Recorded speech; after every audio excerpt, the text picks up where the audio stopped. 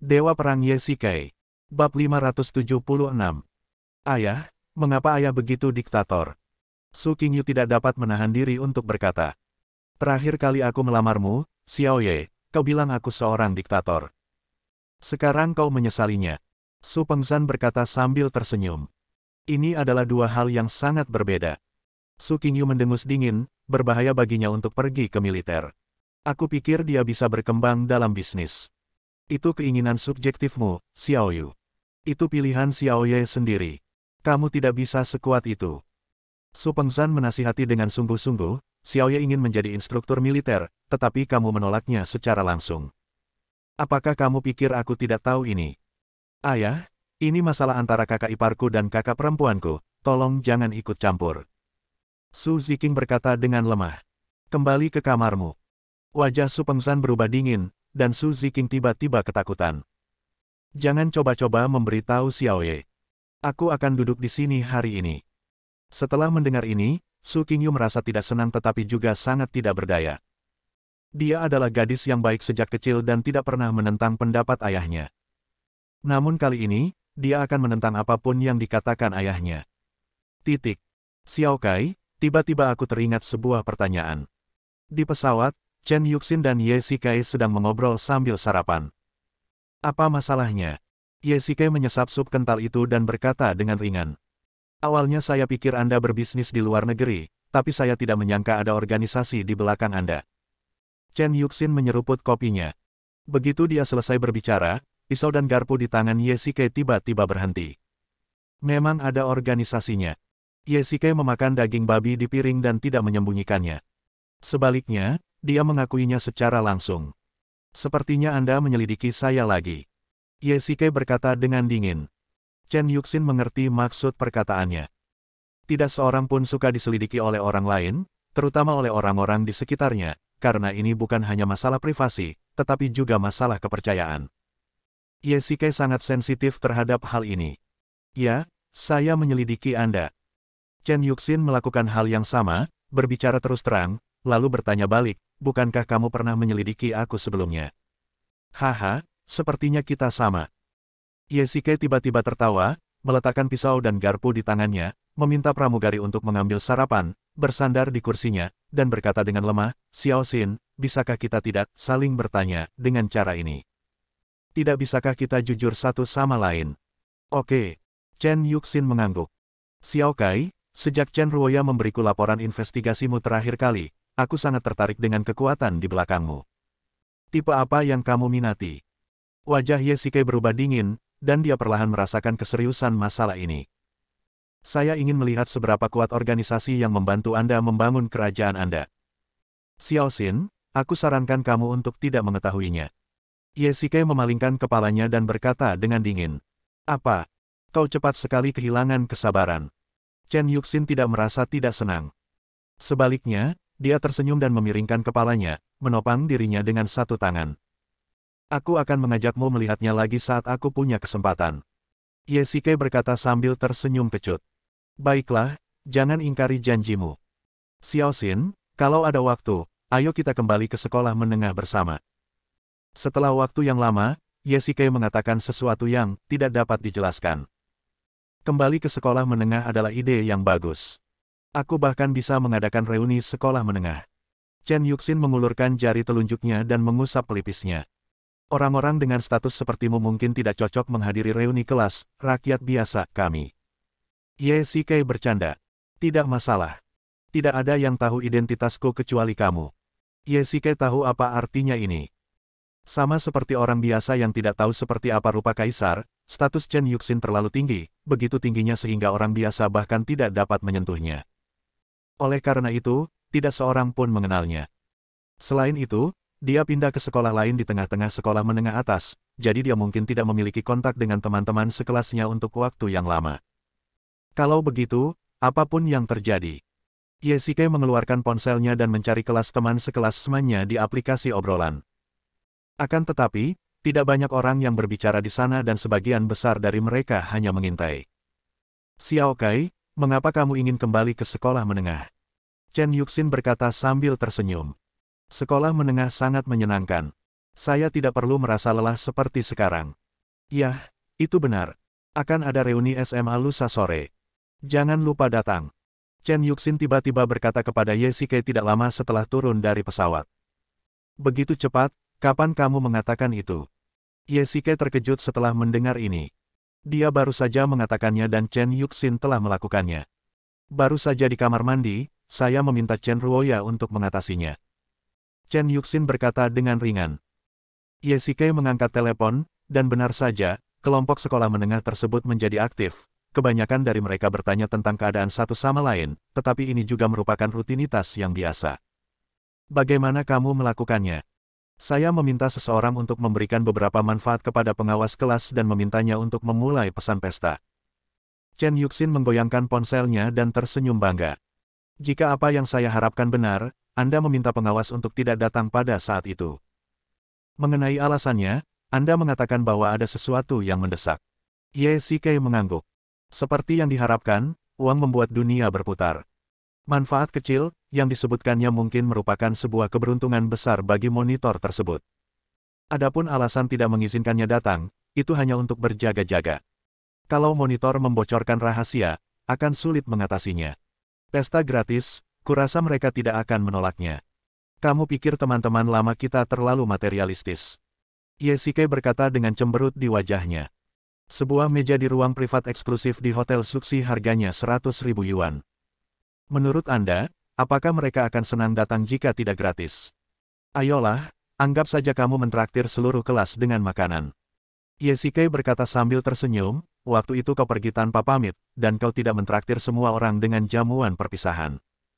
Kali ini, kau harus menebusnya. Kalau begitu, kamu harus membayar makanan ini. Chen Yuxin tersenyum licik. Mengapa? Kamu lupa mengapa aku pergi tanpa mengucapkan selamat tinggal? Benarkah? Kenapa mereka tidak datang menjemputku saat aku kembali? Ye Shike kembali ke komunitas. Begitu dia membuka pintu, dia dikejutkan oleh pemandangan di depannya. Su Pengsan sedang duduk di tengah sofa, dengan kedua saudara perempuannya duduk di kedua sisi, satu di kiri dan satu di kanan. Hei, ayah, mengapa ayah tidak memberitahuku kalau ayah akan datang? Ye Shike berkata sambil tersenyum. Xiaoye, kamu sudah kembali. Kemarilah dan duduklah. Kerutan di dahi Su Pengsan perlahan mengendur. Dia menunjuk ke sofa di sampingnya dan berkata, ayah datang ke sini hari ini untuk menanyakan apakah kamu ingin menjadi instruktur militer. Bab 577. Oh, mengenai masalah ini, aku. Ye Shike hanya ingin melanjutkan bicaranya ketika dia melihat tatapan mata Su Qingyu yang kejam, seolah berkata, jika kamu berani setuju, kamu akan mati. Saya sudah pensiun bertahun-tahun. Kerja keras menghasilkan kesempurnaan, sedangkan kemalasan menghasilkan pemborosan. Jika saya terus melayani mereka, bukankah saya akan menyesatkan generasi muda? Ye Shike berkata sambil tersenyum, dan Su Qingyu akhirnya menghela napas lega. Xiaoyu hanyalah pendapat seorang wanita. Jangan dengarkan dia. Jika dia berani mengancammu, aku akan memberinya pelajaran. Su Pengsan melirik Su Qingyu di sampingnya dengan tatapan tajam. Bahkan Su Qingyu pun sedikit takut. Su Pengsan, yang lahir dalam keluarga militer, tampak anggun hingga ke tulang-tulangnya. Kedua saudara perempuannya tidak berani menentangnya sejak kecil. Ayah, ini adalah keputusan yang aku buat setelah mempertimbangkannya dengan saksama. Ayah tidak perlu menyalahkan Qingyu. Ye Shike menggelengkan kepalanya dan berkata, aku sangat mengenalmu. Kau bilang kau tidak mau, tapi jauh di lubuk hatimu kau tetap ingin pergi, kan? Su Pengsan berkata sambil tersenyum tipis. Itu adalah profesi yang dianggapnya sangat terhormat, dan dia bahkan mendedikasikan hidupnya untuk itu. Selain hal lainnya, puluhan saudaranya telah tewas dalam keadaan yang tidak jelas selama operasi itu, dan Ye Shike harus mencari tahu kebenarannya. Bohong kalau aku bilang tidak mau. Ye Shike menundukkan kepalanya dan tetap diam. Tindakannya telah memberikan jawabannya. Di dalam hatinya, dia ingin menjadi instruktur, tetapi karena Su Qingyu, dia mengurungkan niatnya, lalu menghibur diri dengan alasan bahwa dia tidak begitu mengenal profesinya atau sudah lama pensiun. Ini adalah kontradiksi antara keduanya. Jika Ye Shike menjadi instruktur, itu karena dia egois. Jika dia tidak menjadi instruktur, itu karena Su Qingyu egois. Su Qingyu menatap Ye Shike dengan gugup, dia tidak ingin Ye Shike mengambil risiko, dia telah berpikir seperti itu dari awal hingga akhir. Dia sudah menahan kepergian Ye Shikei ke Atlantis demi menyelamatkan Jiqian, tetapi kali ini tanpa alasan, mungkin karena dia seorang wanita dan tidak mengerti perasaan Ye Shikei terhadap pasukan, tetapi sekarang, meski dia tidak mau mempercayainya, tidak peduli seberapa banyak dia berpura-pura bodoh, dia bisa melihat apa yang dipikirkan Ye Shikei. Setelah Su Pengsan pergi, Ye Shikei menaiki tangga dengan lemah, lalu langsung jatuh ke tempat tidur. Sungguh sulit baginya untuk memilih antara menjadi pria idealis atau menjadi suami yang baik. Ketuk ketuk ketuk. Pada saat ini, pintu ruangan dibuka perlahan. Ye Shikei mendongak dan melihat bahwa orang yang datang adalah Su Qingyu. Dia tampaknya mengabaikan Ye Shikei di tempat tidur, berjalan langsung ke lemari, melepas mantel di tangannya dan meletakkannya kembali. Apakah kamu benar-benar ingin menjadi instruktur? Setelah waktu yang lama, Su Qingyu bertanya dengan dingin, dan jantung Ye Shikei berdebar kencang. Apakah Anda ingin mendengar kebenaran atau kebohongan? Ye Shikei mengusap pelipisnya dan berkata dengan tak berdaya. Apakah ada perbedaan? Su Qing berkata dengan dingin. Saya ingin. Ye Shikei berkata dengan suara rendah, lalu mengubah nadanya dan berteriak, tapi jika kamu tidak mau, aku tidak akan pergi. Hah? Su Qingyu tiba-tiba tertawa terbahak-bahak. Ye Shikei sedikit bingung. Qingyu, apa yang kamu tertawakan? Siapa bilang aku tidak akan membiarkanmu pergi? Su Qingyu duduk di sebelah Ye Shikei, bersandar padanya, dan berkata dengan lembut. Apa? Bukankah ayah selalu menentangku untuk pergi? Kalau tidak, ayah tidak akan datang hari ini. Ye Shikei berseru kaget. Benar sekali, tadinya aku menentangmu pergi, tapi mulai sekarang, aku tidak akan keberatan.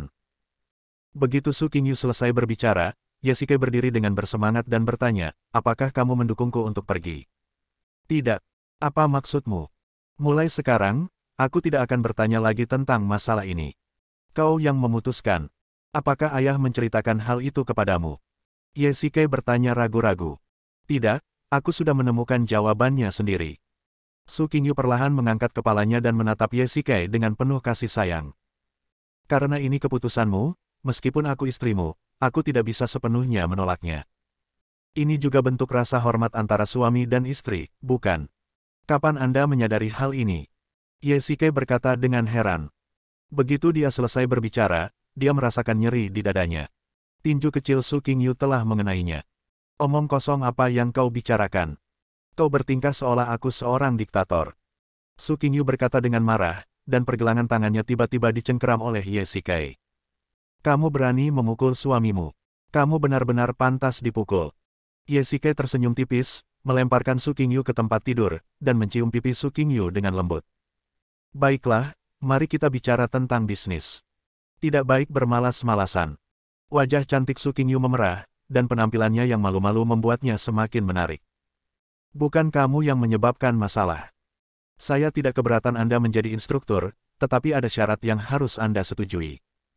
Wajah Su Qingyu berubah dan dia berkata dengan tegas. Aku tahu ada syaratnya. Katakan padaku. Aku ingin mendengarnya. Anda dapat membalasnya terlebih dahulu, tetapi jam kerja spesifiknya harus setelah pernikahan. Su Qingyu memalingkan wajahnya setelah selesai berbicara, jelas tidak memberi ruang bagi Ye Shikei untuk menolak. Ini, ya, seharusnya tidak terlalu berdampak. Ye Shikei mengangguk. Berbicara tentang pernikahan, dia ingat bahwa dia baru saja pergi ke sebuah perusahaan perencana pernikahan belum lama ini. Mengenai pernikahan, Qingqing dan aku pergi ke sana terakhir kali untuk mengetahui situasi umum. Kami seharusnya bisa bernegosiasi saat kami pergi lagi nanti. Ye Shikei tersenyum dan berkata bahwa pernikahan adalah peristiwa penting dalam kehidupan setiap wanita. Walaupun Su Qingyu berkata dia tidak terlalu peduli, dia sebenarnya menantikannya di dalam hatinya. Tentu saja, Ye Shikei harus mempersiapkan diri dengan hati-hati. Pada saat itu, dia akan memanggil semua orang dari istana dunia bawah. Pertama-tama, mereka semua adalah saudara laki-laki dan perempuan yang telah berjuang demi kekaisaran bersama Ye Shikei. Kedua, hanya dengan perlindungan dari banyak orang berkuasa maka keselamatan pernikahan dapat terjamin. Su Qingyu berlari ke meja, mengeluarkan setumpuk undangan merah kosong dari laci, dan meletakkan semuanya di tempat tidur. Wah, berapa banyak orang yang rencananya akan kamu undang? Ye Shikei menatap tempat tidur yang penuh dengan undangan merah dan menggoda sambil tersenyum. Teman, teman sekelas, dan saudara, tentu saja mereka semua harus diberitahu. Selain itu, saya punya beberapa teman baik di Amerika Serikat, jadi saya harus mengundang mereka saat waktunya tiba. Su King berkata dengan penuh semangat. Ye Shikai merasa bahwa wanita di depannya bukan lagi seorang presiden yang dingin, tetapi lebih seperti seorang gadis kecil yang menantikan pernikahan yang indah. Ye Shikai lebih menyukai Su Qingyu sekarang. Pokoknya, laki-laki itu yang membiayai pesta pernikahannya, jadi aku tidak merasa bersalah. Su King berkata dengan tenang. Wajah Ye Shikai menjadi hitam setelah mendengar ini. Karena alasan inilah mereka mengerjakan ini selama ini. Sayangnya, saya tidak tahu berapa banyak rekan senegara pria di Tiongkok yang mengalami sakit kepala karena masalah ini. Mobil, rumah, hadiah, pernikahan, semuanya perlu dipersiapkan. Dilihat dari sikap Su Qingyu, dia akan meminta sejumlah besar uang. Baiklah, aku akan memberikannya kepadamu asalkan itu sesuai dengan keinginan istriku. Ye Shikai berkata sambil tersenyum tipis. Bagaimana jika aku menginginkan hidupmu? Su Qingyu mencondongkan tubuh ke telinga Ye Shikai dan berkata dengan dingin. Setelah mendengar ini, Ye Shikai terkejut dan berdiri di sana dengan linglung. Haha, aku hanya bercanda. Su Qingyu tertawa terbahak-bahak dan melemparkan undangan itu ke Ye Shikai, kemarilah dan bantu aku memikirkan siapa yang akan diundang. Bab 578. Kebetulan sekali aku akan menghadiri reuni sekolah menengah dalam beberapa hari, jadi ini saat yang tepat untuk mengirimkan undangan. Ye Shikai mengeluarkan salah satu tumpukan, meletakkannya di atas meja, dan menulis undangan sesuai dengan daftar teman sekelas. Baiklah, kalau begitu aku juga akan mengundang teman-teman SMA-ku. Su Qingyu tidak menyebutkan teman-teman kuliahnya. Lagi pula, Ye Shikai tidak pernah kuliah. Su Qingyu khawatir perkataannya ini akan menimbulkan masalah baginya. Mahasiswa sangat umum saat ini, dan Su Qingyu harus mempertimbangkan harga dirinya. Namun, Ye Shikai tampaknya tidak terlalu memikirkannya. Pengalamannya adalah universitas terbaik. Ketika dia berada di luar negeri, dia belajar sendiri bahasa Inggris dan Prancis, dan dia mahir dalam bahasa tersebut. Dia juga memiliki banyak keterampilan sosial. Hal ini saja berada di luar jangkauan banyak mahasiswa. Tentu saja, Su Qingyu adalah seorang master ekonomi dari Universitas Yenching, jadi dia secara alami adalah wanita berbakat. Nona Ji, apakah Anda ingin mengundangnya? Su Qingyu menatap undangan kosong itu dan bertanya ragu-ragu dengan suara rendah. Begitu dia selesai berbicara, pena di tangan Ye Shikai berhenti. Sebaiknya aku meneleponnya dan bertanya padanya. Ye Shikai berkata ringan setelah beberapa detik terdiam. Baiklah, tanyakan saja padanya. Ngomong-ngomong, aku ingin menulis undangan untuk Luo Shiki. Su Qingyu tiba-tiba berkata dengan bangga. Apa maksud ekspresimu itu? Kamu terlihat sangat bersemangat. Melihat ini, Ye Shikai sedikit bingung. Mungkinkah ini karena sifat cemburu dan suka pamer pada diri wanita? Huff. Su Qingyu mendengus dingin dan tidak menjawab, tetapi Ye Shikai juga mengerti apa yang dia maksud. Pada pelelangan sebelumnya, perselisihan antara kedua wanita itu telah terbongkar, dan kemudian kedua wanita itu bekerja keras secara rahasia. Untungnya, mereka semua mengetahui situasi secara keseluruhan dan tidak menambah penghinaan atas cedera ketika sampai pada masalah kritis. Untuk ini, Ye Shikai sangat mengagumi Luo Shiki. Setiap kali Tianya Group menghadapi krisis, dia akan mengambil inisiatif untuk datang dan membantu. Qingyu, kamu tidak cemburu. Jika saja kamu tidak begitu romantis, menarik perhatian semua pria sepanjang hari, aku tidak perlu melakukan ini. Su Qingyu mendengus dingin. Aku tidak bermaksud begitu. Ye Shikai duduk di sebelah Su Qingyu dan berkata sambil tersenyum, istriku, seorang peramal mengatakan kepadaku terakhir kali bahwa aku memiliki keberuntungan dalam cinta. Jika kau memberinya 300 yuan lagi, dia akan mengatakan kau bernasib seperti seorang kaisar. Su Qingyu mencibir dan memutar matanya. Kenapa kamu tidak percaya? Pernahkah kamu melihatku membanggakan diri? Ye Shikai menjelaskan dengan penuh semangat. Itu tidak masuk akal. Kamu orang yang tidak masuk akal. Ye Shikai membalas. Ngomong-ngomong, apa yang kamu lakukan di Jiangnan untuk membantu temanmu? Su Qingyu berkata ringan, tapi matanya tertuju pada mata Ye Shikai. Ketika orang berbohong, mata mereka akan berkedip secara tidak wajar. Dia teman sekelasku di SMA. Perusahaannya sedang mengalami masalah, jadi aku pergi untuk membantu. Ye Shikai berkata, dengan tegas. Di ketentaraan, ia telah menjalani tes anti-interogasi dan dapat berbohong tanpa tersipu atau jantungnya berdebar. Lagi pula, dia sudah memikirkan cara menjelaskannya ketika dia berada di pesawat. Anda benar-benar melakukan apa yang Anda minta. Su Qingyu berkata dengan sinis. Saya pasti akan menceritakannya lain kali. Ye Shikai tersenyum canggung. Kamu ingin lain kali? Ah, itu semua rutin. Malam harinya, Ye Shikai mandi dan berbaring di tempat tidur. Dia menyalakan telepon genggamnya karena bosan, hanya untuk mendapati bahwa grup obrolan sekolah menengahnya telah meledak. Tidak pernah mudah untuk menyelenggarakan reuni teman-teman SMA. Setelah lulus, semua orang melanjutkan jalannya masing-masing. Namun untungnya, ini terjadi di Yanjing, dan sebagian besar orang masih memilih untuk tinggal di kota besar ini untuk bekerja. Ye Shikai melihat-lihat rekaman obrolan. Kebanyakan dari ucapan itu adalah salam, tetapi beberapa orang benar-benar menyebut Ye Shikai. Kalau dipikir-pikir lagi, sebenarnya ada beberapa gadis di kelas saat itu. Ye Shikai sangat populer di kalangan gadis-gadis saat itu, tetapi dia hanya tertarik pada Chen Yuxin. Kalau dihitung dengan jari, teman-teman SMA saya sekarang semuanya berusia 25 atau 26 tahun. Mereka semua masih muda, jadi wajar saja kalau mereka akan membicarakan beberapa topik tentang cinta. Orang yang suka cari jodoh dan orang yang suka cari masalah, semuanya bercanda tentang kisah cinta masa lalu semasa SMA. Riwayat obrolan. Wanita, ngomong-ngomong, apakah ada yang tahu di mana Ye Shikai sekarang? Pria, ya, dan ada Chen Yuxin juga. Mereka adalah pasangan teladan di kelas. Pria, bukankah Lao Ye kemudian dicampakkan? Flower maniak, apakah dia sekarang jomblo? Apakah dia keberatan punya pacar? Wanita, itu bukan giliranmu. Aku masih lajang. Pria, Chen Yuxin akan datang ke pesta. Dia baru saja meninggalkan pesan di grup, dan dia juga mengatakan bahwa Lao Ye akan datang juga. Tampaknya keduanya masih berhubungan. Para wanita sebangsa, harap perhatikan. Perempuan. Setelah membaca ini, Ye Shikai tidak bisa menahan senyum pahit. Orang-orang ini masih suka bergosip. Namun, tampaknya putusnya hubungan dengan Chen Yuxin merupakan hal baik bagi teman-teman sekelas mereka. Setidaknya, dewa laki-laki, dan dewa perempuan, dalam pikiran teman-teman sekelas mereka menjadi lajang lagi. Ye Shikai sebenarnya ingin merekam pesan-pesan ini dan menunjukkannya kepada Su Qingyu, agar dia tahu apa itu keberuntungan dalam percintaan, tetapi kemudian dia berubah pikiran dan berpikir, bukankah ini sama saja dengan mencari kematian? Ding ling ling. Tiba-tiba, telepon Ye Shikai berdering. Itu Chen Yuxin yang menelepon. Halo. Xiao Kai, apakah kamu sudah membaca pesan di grup?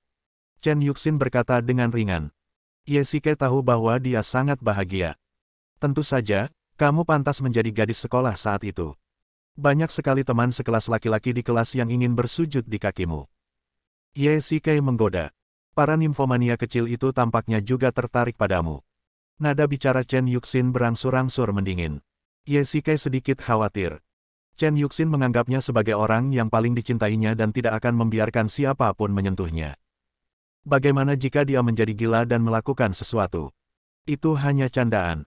Ye Shikai dengan cepat mengganti topik pembicaraan, bagaimana penampilanmu di reuni kelas lusa? Apa maksudmu? Yah, menurutku sebaiknya kita tidak menonjolkan diri. Lagi pula, teman sekelas kita hanyalah orang biasa.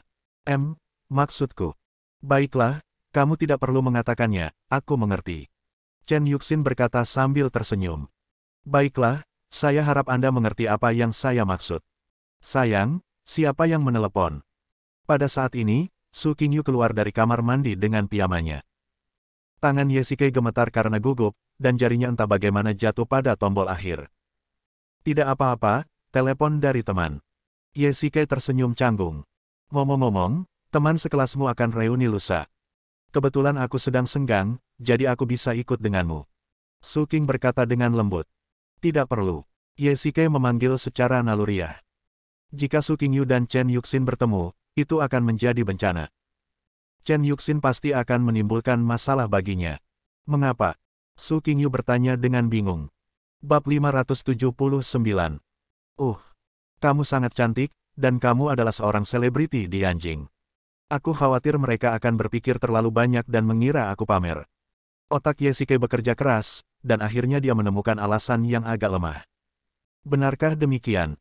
Su Qingyu tersenyum sedikit. Wanita semua suka mendengar kata-kata manis, dan tampaknya ini benar. Tentu saja. Kalau begitu, bukankah kamu masih harus menemuiku saat kamu menikah? Su Qinglu bergumam. Sayang, mari kita ganti topik. Ye Shikai segera mengalihkan perhatiannya. Mari kita bicarakan tentang pernikahan.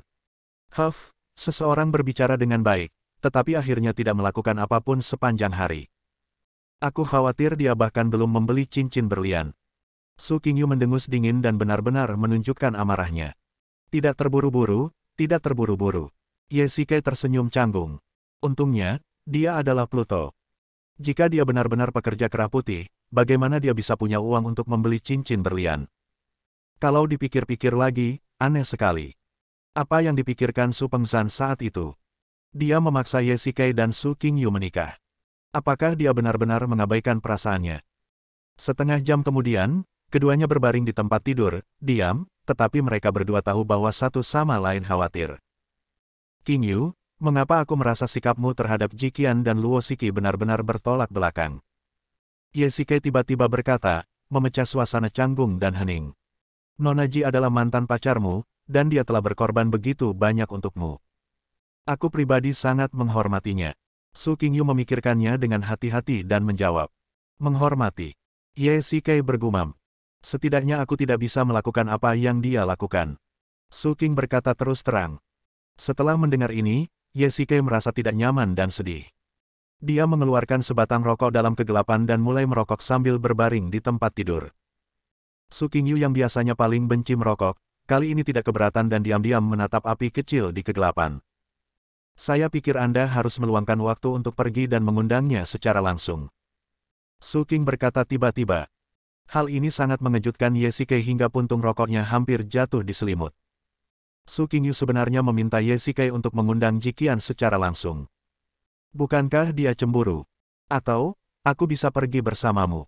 Su Qing melanjutkan. Lebih baik aku pergi sendiri. Kamu punya banyak hal yang harus dilakukan di perusahaanmu. Ye Shikai menggelengkan kepalanya. Dia dan Jiqian ingin mengatakan sesuatu, tetapi tidak praktis untuk mengatakannya karena Su Qingyu ada di sini. Di luar sebuah villa di pinggiran kota Yanjing. Komando, kapan kita memulai aksinya? Seorang petugas bersenjata lengkap menghampiri seorang pria dan bertanya. Kapten Qian, mohon tunggu sebentar. Kita perlu menunggu waktu yang tepat. Pria itu berkata ringan, sambil memegang teleskop di tangannya. Tidak masalah, kami akan mengikuti instruksi Anda. Petugas itu memberi hormat dan berdiri di samping pria itu. Komandan, waktunya telah tiba. Pada saat ini, terdengar suara dari pagar, dan cahaya bulan menyinari wajah pria itu. Jika Ye Shikai hadir, dia akan terkejut mengetahui bahwa pria yang dipanggil, Komandan, oleh petugas itu adalah Tianjing. Jingxi, Shen Wu, maju terus, serang dengan sekuat tenaga, dan yang lainnya tetap di tempat. Tianjing berteriak melalui interkom, dan dengan sekejap tubuhnya bergerak, dia menghilang dari tempat itu. Bang, Biro Keamanan Nasional, jangan bergerak. Dengan suara keras saat pintu didobrak, Jingxi dan Shen Wu bergegas masuk ke ruang tamu villa, di mana seorang pria tengah duduk di sofa sambil menonton TV. Akhirnya aku bisa menonton Piala Dunia, tapi kalian menggangguku. Wang Kai, kami akan menangkapmu sekarang, sebaiknya kamu tidak melawan. Jingxi berteriak keras sambil memegang pistol. Kalian masih ingin menangkapku. Wang Kai sedang merokok dan melambaikan tangan kanannya. Botol bir di atas meja langsung terbang. Shen Wu adalah orang yang cekatan dan tangkas dalam bertindak. Dengan tendangan cambuk yang tinggi, dia menendang botol bir itu hingga berkeping-keping. Menembak. Pada saat yang sama, lebih dari selusin personel bersenjata dari Biro Keamanan Nasional dengan cepat bergegas ke rumah dan melepaskan beberapa tembakan ke arah Wang Kai. Kamu tidak tahu apa yang bisa kamu lakukan. Wang Kai mengangkat lengannya, melepaskan kekuatan internalnya. Gelombang kejut yang dahsyat tiba-tiba mengguncang semua orang. Ayo pergi. Jingxi bergerak dan tiba-tiba muncul di depan Wang Kai, meninjunya satu demi satu. Wang Kai menangkis dengan tenang sambil menyesap rokok di mulutnya. Tampaknya dia tidak serius sama sekali. Shen Wu terus berkoordinasi dengan Jingxi untuk menyerang dari samping, tetapi tidak berperan banyak. Wang Kai mencibir, lalu tiba-tiba mengerahkan tenaga, mendorong kedua lelaki itu mundur beberapa meter hanya dengan 2 pukulan. Sepertinya dia tidak perlu mengeluarkan banyak tenaga sama sekali. Dia sebenarnya sedang berada di tahap tengah keadaan keluar tubuh. Apa yang harus kita lakukan? Shen Wu berada pada tahap awal keadaan jiwa baru lahir, sementara Jingxi berada pada tahap tengah keadaan jiwa baru lahir. Tidak peduli dalam hal kultivasi atau pengalaman bertarung, mereka bukanlah lawan Wang Kai. Bahkan dapat dikatakan terdapat kesenjangan yang besar antara kedua belah pihak. Kamu mundur saja, biar aku saja yang melakukannya. Pada saat ini, terdengar suara gemuruh dari belakang mereka berdua. Tianjing berubah menjadi bayangan hitam dan langsung menyerbu ke arah Wang Kai. Ia menendang lengan kanannya yang digunakan untuk menangkis dengan tendangan terbang, dan kali ini mengenainya dengan keras. Wang Kai mundur beberapa langkah, dan keadaan Tianjing pun tidak jauh lebih baik. Karena hentakannya, dia berhenti beberapa kali sebelum berhenti. Dia berada di tahap tengah dari kondisi keluar tubuh, sedikit lebih baik dariku di tahap awal kondisi keluar tubuh. Kalian turun dulu dan serahkan dia padaku. Tianjing diam-diam mendesah bahwa kekuatan Wang Kai bahkan lebih kuat dari yang dia selidiki, bahkan lebih kuat dari Tianjing. Ini agak merepotkan. Biro Keamanan Nasional masih memiliki beberapa orang, tetapi sangat disayangkan Anda tidak tahu apa itu pertempuran. Wang Kai mendengus dingin dan melirik ke jendela. Aku tidak akan bermain denganmu hari ini. Ledakan. Wang Kai menggerakkan tubuhnya, memecahkan kaca dan melompat keluar.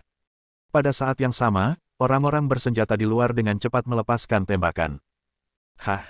Wang Kai berteriak keras dan melepaskan semburan kekuatan internal dari tubuhnya. Gelombang kejut itu tiba-tiba menghancurkan semua orang. Kejar dia. Tianjing menggertakkan giginya dan bergegas keluar, tetapi Wang Kai jelas lebih cepat. Saat dia keluar, Wang Kai sudah menghilang di dalam malam. Huff, mereka tidak sekuat yang dikatakan Pak Tuaye. Wang Kai berkata dengan dingin di semak-semak, baiklah, kita sudah cukup bersenang-senang di Yanjing, saatnya untuk kembali. Dermaga. Tuan, perahunya sudah siap, ayo berangkat. Ketika kedua pria itu melihat Wang Kai datang, mereka bergegas menemuinya. Baiklah, ayo kita pergi. Semoga NSA tidak mengetahuinya. Jangan khawatir, Tuan. Kami sangat tertutup dan tidak akan ada yang menyadari keberadaan kami. Kapal cepat ini akan segera dapat meninggalkan negara ini. Kami telah menyiapkan helikopter untuk menjemput kami di laut lepas.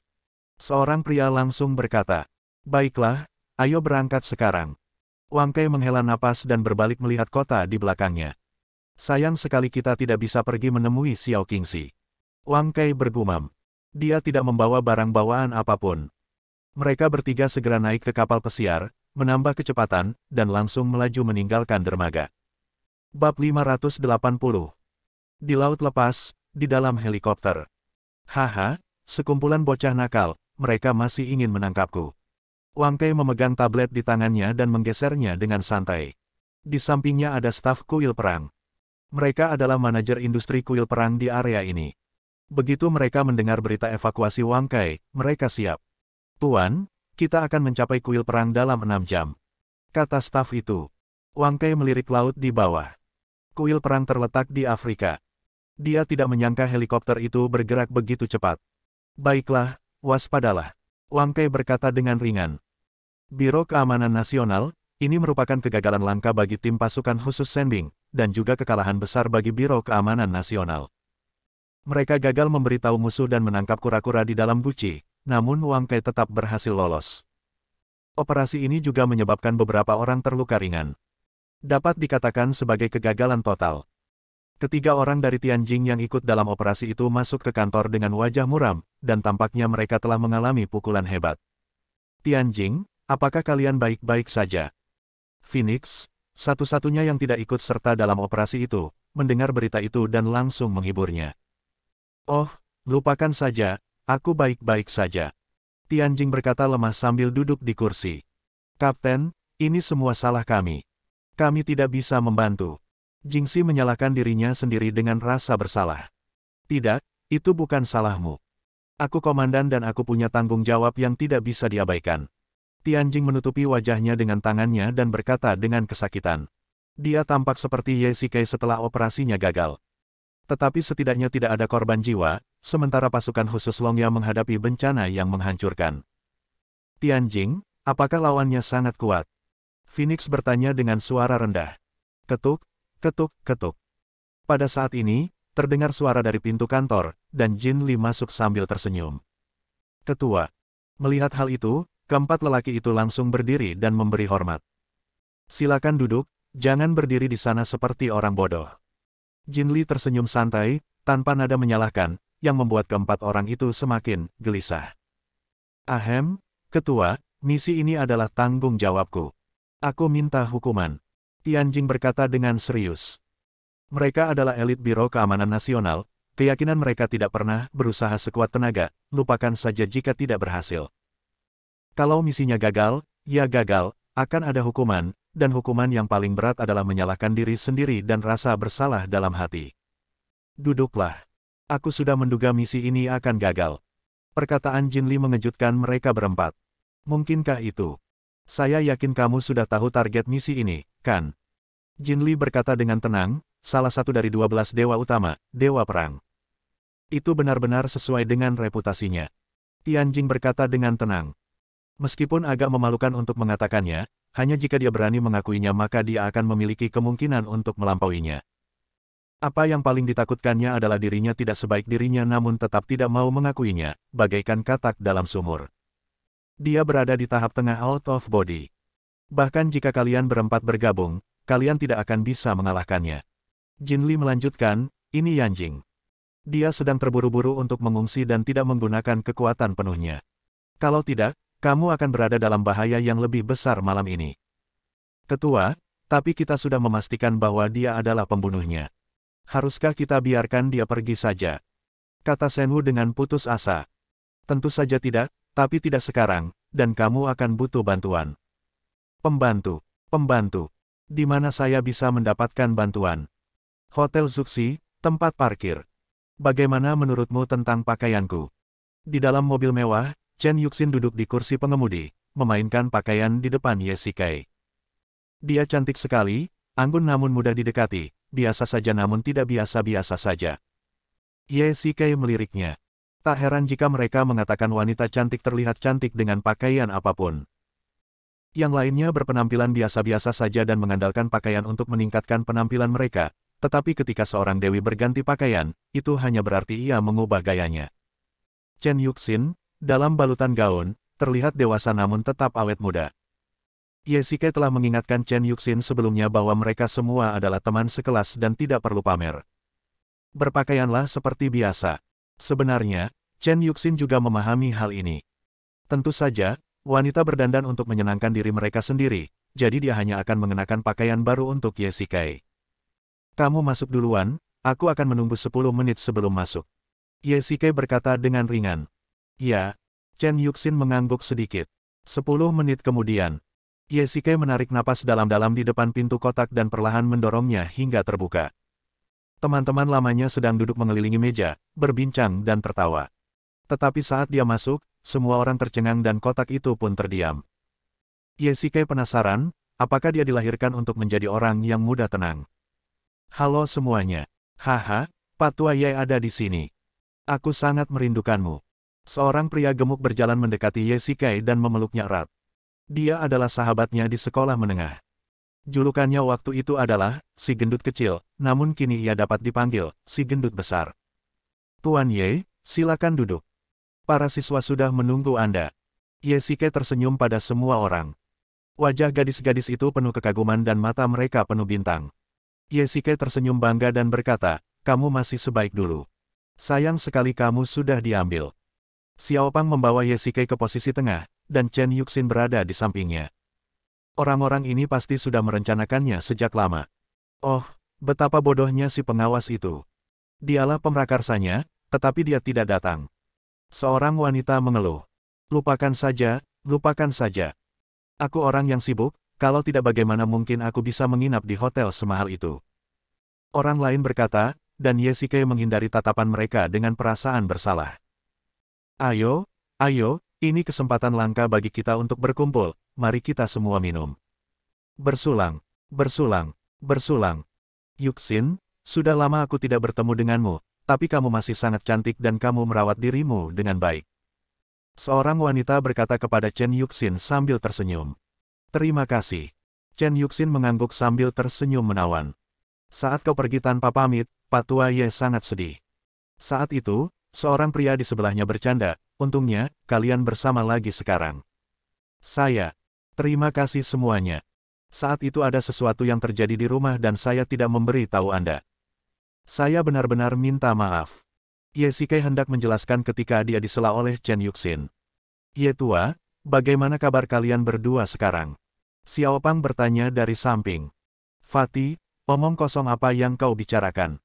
Mereka pasangan yang baik. Apa kau perlu menanyakan hal ini? Seorang pria menyela. Kami memiliki hubungan yang sangat baik, terima kasih atas perhatian Anda semua. Chen Yuxin berkata sambil tersenyum. Ye Shikai tiba-tiba mendapat firasat buruk, bagaimana mereka bisa menjadi pasangan, tetapi dia tetap melanjutkan pembicaraan. Saat ini, dia tidak bisa memberitahu siapapun, jadi dia akan bertanya dengan jelas setelah semuanya selesai. Bersambung.